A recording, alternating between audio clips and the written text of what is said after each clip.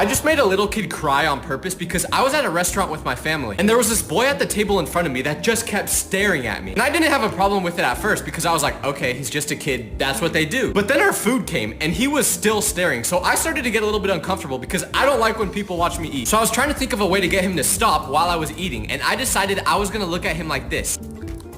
So that's what I did, and I was hoping the kid would laugh or something and then stop, but instead, he started crying right away. He was crying loud, but I didn't want to look responsible for making this happen. So when his mom asked him what was wrong and he pointed to me, I just pretended like I had no idea what he was talking about. He pointed to me and I just did this.